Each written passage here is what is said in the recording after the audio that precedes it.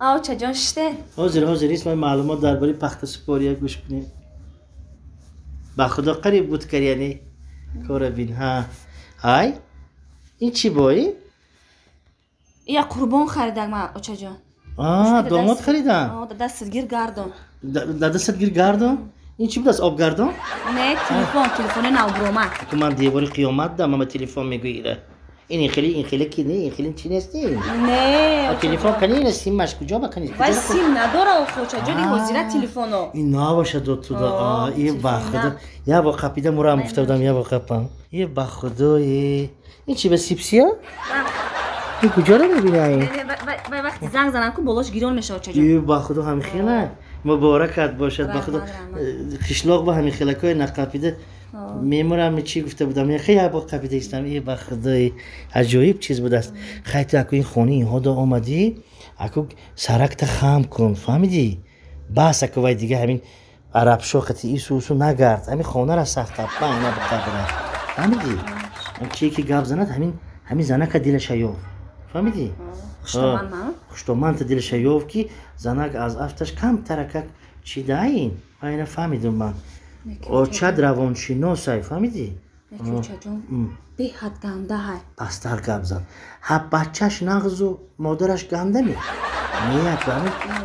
قربان جانه که دوست داشتی اینم اکو قبول کنم خیلی این بانوسای تو بر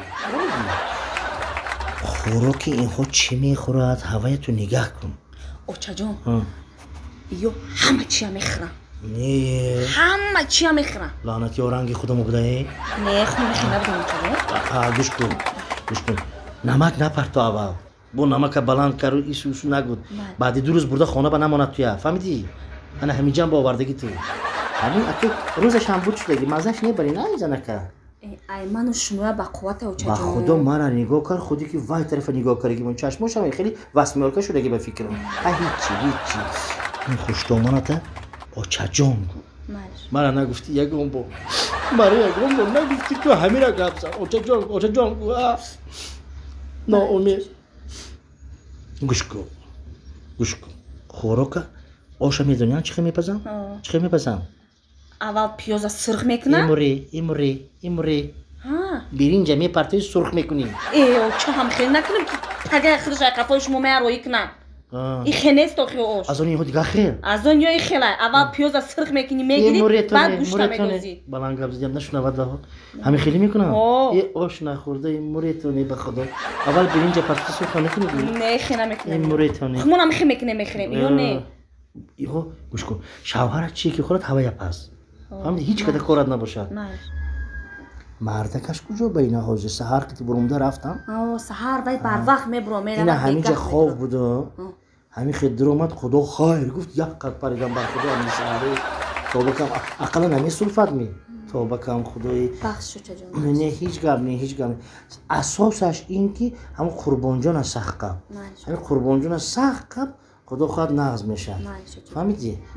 این کجا به این خوشتومن هم بس من بالکن ده یکم چی یک یاردم که برا دروغ باشدم پرس من تا خدمت نیست چه جون آخه میرم سر میکنم میگن نراش نه برا هم پیشش تا بیستم خدمت فوتبال تماشا کنم از بارسلونا بازی میکنه حاضر مریجا جون گفتم که رام نزدی خوشتومنت برا گفتم وای چیکارم شینت خدا جان شینت خوش آمدید خیر سلامت باشید همین خانه‌ای ما در خدا جان رنگ خونی خودم نیست که نختونم رنگ خونی خودم ها مریجا جان رنگ خونی خودم بوده به خدای مریجا جونت بولیش بیاره اكو خیلی بدم نیست خدا خونه تو من سخن زمین به نمیمونم مریجا جانم خیلی همم گپ زن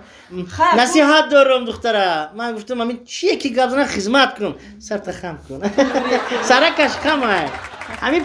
پنجش هنر اینا همین خوراکای میپزد به خدا همین 100 هم نمیاد که خریده همه خوراک همش میپزد گوید امیر دختری من به خدا اما راستی گپ من همه گپ فهموندم این با وزنین شده که زندگی خونه را میقپدین شما خدا با شکر امروز 7 روز میشه ده رحمت اکنون که دختر بود است میآید دادم همین خیلی خشینیت خدا جان شما حالی نصیب کدگی باشد چند روز دیگه تو دلتون بزدن میشینیم خیلی باشد نباشم خیلی راست میگم منم رفته خانه و در قفم آخر و خانه در هیچ کنی است آخر و بوز قریب مرده است آخر دادتا میگم خدا جون واسه همه بالکنتون مخول شد بالکن میگم اینم چی میگم بالکنچه ای بخدا همین روزا دم میبرم دم میشتم اونجا انا با یاشیک میچیمه و پمیدور داشت کو ای بالای سر 3-4 کاسه میخوام بزدم نگاه میکنم میکوبا گیتو بگم یک دو تاش کارتوشکا گیتیم فرو برام ای بخدایی نه محلات میخوام نمیشد محلات میذاری میخوام من میرم خشم نباشم قانونی و اوچا و دختری از دادن گیره ما همون دسترخوان شما تیار من چون خیس خدا نه با حضورش نیچمو چخ خودتون نکردن گیره با اباجای دو تنم 4 تنمون دسترخوان شما با شما شیخ که گوچه خان بسیار آدمی شیخ بود همون به من دختر شما دادم از با که شما میری اكو نصیب کرده که باشه با کای میبیوید یا هفته دیگه روز چهارشنبه ساعت 10 همینجا میشم من مشروطه‌شو فهمیدم این دوشنبه را هفته دیگه هفته دیگه خود نور دیده گوید نور دیده بچه‌ش سلام شما تیار شدن من تیار میشم منم یک کار دارم خیلی دو کاسه میبروید مالش سلامت باشید دیدی مورایی مخدو اكو چاینی که من چه گفته میرم خدا جان بید چی گفتید من میگم تینجای وای نه من همجا یک چی وای یاردم کنات منیش جان یاردم کن نه اكو مدارش قدیش اشتباه حاضر صحبت کردن رحمت فکرش شما میره ده ولی با کای میبیوید سلامت باشه سلامت هفته دیگه با میبیام خدا سلامت باشه گوچه جان سلامت باشه آدمی دل همون چاینی که گلاش پخته را من چخیلی گفته میبرم این خونه گفتم که من میبرم این هفته اوچا جان حاضر شما و چوینی که میبره کو پگه دل جگری مرا میخرن که اوچت اومده بود چوینی که نگن که گرفتک بود یک کلمه نمیدونم خبر ندارم این زمانه به همه کلمه نقص نمیدونم همون براسی که من وای گپ بگیرم در دسترخوان من با چاینی که مونو و پاپوشوی من تیار کنم من میرم اكو دیگه من باور کن اخیر گفتیم دهان با دهان اومدی به خدا من استا برام که با تو تمزیق میشد نه همون چاینی که حسابش یا چای اوچا ای اوچا دختری اوچا ها اوی شوی ما زن داشتایو چه خیلی گپ بوین چه خیلی گپ زن داشته شاوری تو زن داشته دومات زن داشته خوب کنی زنش کنی جبینی هم برخطا نبینه آی مردق نشدم مور یگو یاشوش نبود که پیرش یافته است مادرش چه زن اینجا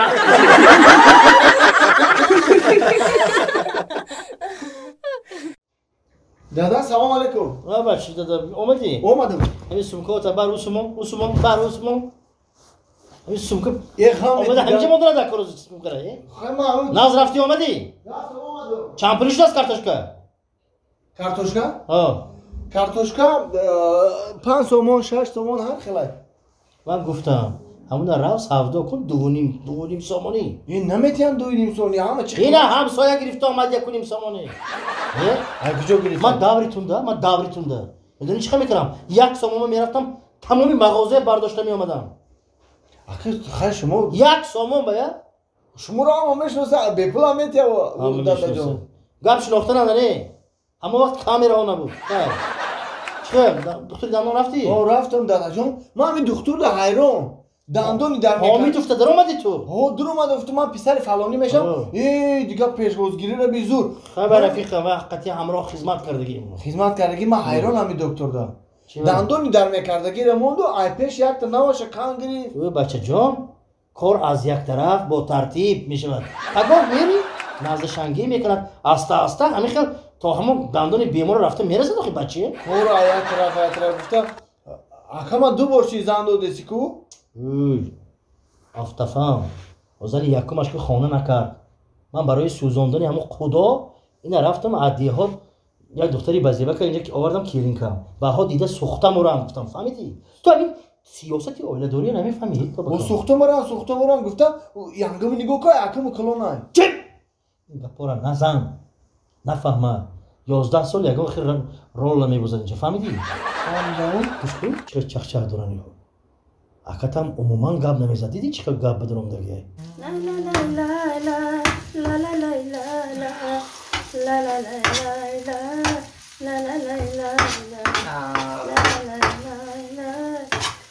میدونی چی جونم؟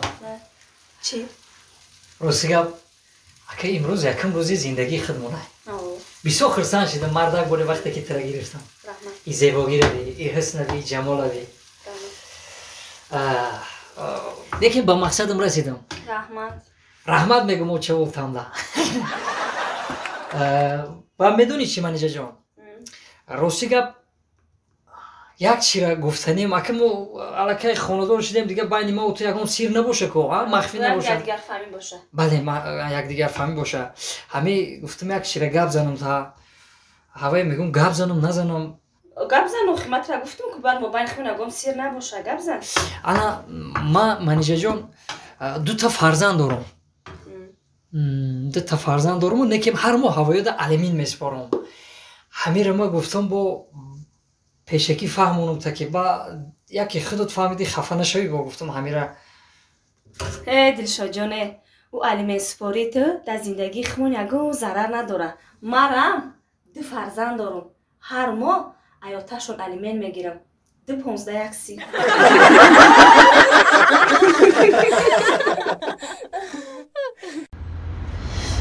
روزگار بگومشه یا که نگومشه سرم نو یکم روز میفهمم همه خفه میشه. خوبترش حالی میویا من همین گپ گاو میزنم تمام. همین گپ بجایی را من همین را گاو میزنم تمام. خفه شو نشو که تمام دیگه طاقت ندارم گاو میزنم. السلام جانی من. سلام. بخش زیاد که دیر کردم. بخش. بخیر بشی میرین؟ نه حالی همین بیست من یه سیر دارم باید تده بگم. نمی در سوپرمارکت هایی که میفروشن هر نموده میخریم همتری سیر؟ نه او خیلی سیر نه یا گپی بجایی دارم. گپی بجایی؟ خیلی گپ زم که چیه گپ بجایی؟ تو همین وقت من همین گپ ایته بجا میکردم. خیلی چی گپ خیلی گپ زن سادی؟ منیجا گپ زنم خیلی تو زیخ میشی کسال میشی.